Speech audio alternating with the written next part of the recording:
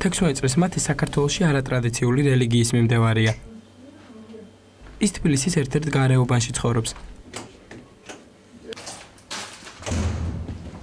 თავისი თანატოლებისგან მხოლოდ იმით განსხვავდება, რომ კვირაში ორჯერ ბაპტისტურ ეკლესიაში დადის.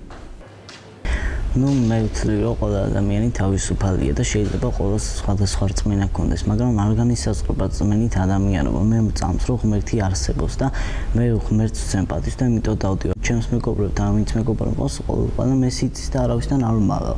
რომ მე ვარ რაღაც ბაპტისტი, ამით არ მწვენია, მთავარია, რომ ხარ ადამიანი. ყოველ ადამიანს საკუთარი აზრი გააჩნია და აქვს არჩევანის უფლება. იძულებით ამის მიღწევა შეუძლებელია. იმის საკრძალო კი რაც კანონითაა ნებადართული, ალბათ ერთგვარი დანაშაულია.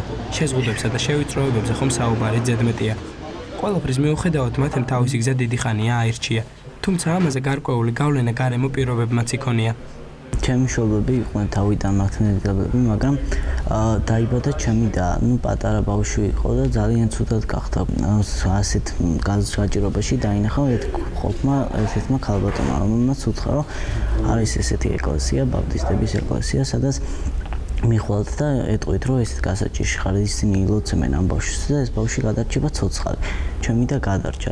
ამის ეს მე ვთვლი და ჩემი ოჯახიც თვლის, რომ ეს არის ღმერთის საჩუქარი, ჩემ და შეუნარჩუნა სიცოცხლე და ჩვენ მთელი ოჯახი ეკლესიაში სიარულით იმის შემდეგ ვიწამეთ ღმერთი, რომ ღმერთი ნამდვილად არსებობს. იყო განსხვავებული არც ისე ადვილია. უმცირესობა ხომ ხშირად გაურკვეველი პატრიოტიზმისა და გადამეტებული რწმენის ნიღაბს ამოფარებული აგრესიის მსხვერპლი ხდება. იყო ამდაგვარი პრობლემა, თვითონ კლასელებთან და მეგობრებთან, რომ ახალგაზრდობენ მეგობრებთან დავმეგობრდით და მინდოდა რომ თავიდანვე მეთქვა, რომ მე ესეთ ბაპტისტებში დავდივარ და ეს მწამს ეს ღმერთი და მწამს სახარება, მაგრამ არ მომეცა ვაპირებდი რამოდენიმეჯერ თქმას, მაგრამ არ აინტერესებდათ, რა ვიცი, თავიდან შორს თავს იკავებ და ამაზე საუბარი არ გვინდა რაღაცა და მოკლედ ჩემგან არ გაიგეს და სხვისგან გაიგეს. მამან გამოიწვია მათში გარკვეული აგრესია წინააღმდეგები, რომ რატო არ გითხარიან, რატო დადიხარ, რა არის, რა რწმენას საერთოდ რას წარმოადგენს, მაგრამ მე მოცუთხარი და უხსენი, რომ მთავარია იყო კაცი და პიროვნება და არ აქვს მნიშვნელობა, რომ მართლმადიდებელი იქნები, გინდ ბაპტისტი, გინდ მუსლიმანი. პრობლემებს ინფორმაციული ვაკუუმით განაპირობებს. ბევრმა ალბათ არც იცის რა არის ბაპტიზმი. სიტყვა ბაპტისტი, ბაპტიზო მოდის ბერძნულიდან, რომელიც ნიშნავს წყალში შთაფლით მონათლოს. ჩვენთვის მთავარი და მნიშვნელოვანია ადამიანი მოინათლოს რწმენით. თუ ადამიანს რწმენა არ აქვს, ჩვენ ასეთ ადამიანს არ ვნათლავთ. მას შემდეგ რაც დაიშალა საბჭოთა კავშირი, გაჩნდა და დაიწყო ეროვნული მოძრაობა, ჩვენს ეკლესიას გაუშვდა ძალიან სერიოზული პრობლემები. რამდენიმე წლის განმავლობაში ჩვენი ეკლესია, ისე როგორც სხვა დანარჩენი რელიგიური უმცირესობები, განიცდიდნენ დევნას, შევიწროებას, ლანძღვას, გინებას. ჯერ კიდევ სკოლებში არის სერიოზული პრობლემები.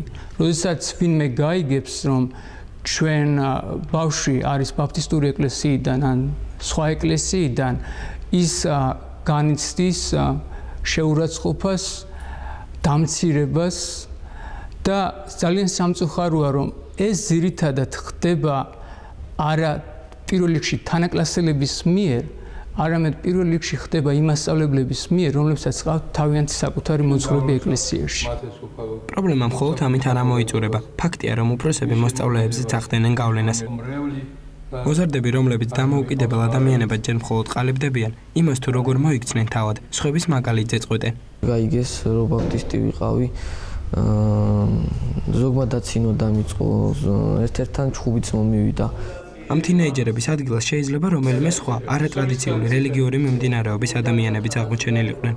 ჩვენთან არის სინდისის თავისუფლება და ყველა ადამიანს აქვს უფლება სამდეს ნებისმიერ რელიგია ან საერთოდაც იყოს ორწმუნა. ამას ვერავინ ვერ შეზღუდავს და არანაირი მცდელობა საქართველოს საპატრიარქოს მხრიდან, ან მართლმადიდებელი ეკლესიის მხრიდან არასდროს არ ყოფილა. მათ რა თქმა უნდა აქვთ არსებობის საშუალება, უბრალოდ ჩვენ ვფიქრობთ, რომ ქართველი, როდესაც ქართველობს, მას სარწმუნოებად მართლმადიდებელი უნდა ის სარწმუნოებით მართლმადიდებელი უნდა იყოს. ის თუ სხვა რელიგიურ მიმართულებებს როდესმე პრობლემა ჰქონდა ჩვენთან ურთიერთობებში, ასეთი რამ მე ისტორიაში არ მახსენდება. ძნელია განსაზღვრო რომელი მხარეა მართალი, თუმცა ფაქტია, რომ ჩემი ძმა, მოდი აქ აბაირდ. აქ რა პონჩი დადიხარ, ძმაო, ბაპტისტი ხარ? პრობლემა არა მე. ალბათ მივხვდით, რომ ეს ინსცენირებაა. თუმცა ესეთი შემთხვევები ხშირად ხდება ქვეყანაში, სადაც უმრავლესობა წყვეტს რა არის მართალი და რა არა.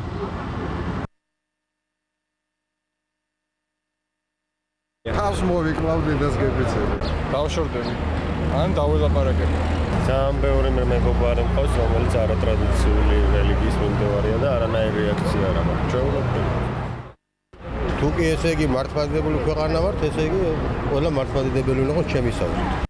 ვინც ან რომელიმე სექტაშია გაწევრიანებული, ან ნებისმიერ სხვა მიმდინარეობის წარმომადგენელია, ეთნიკურად ქართველი. ის არის როგორც თავისი რელიგიის, ერის და ისტორიის მოღალატე რა. მე არანაირი უფლება არ მაქვს, ხელები ვაფათურო მის სულში.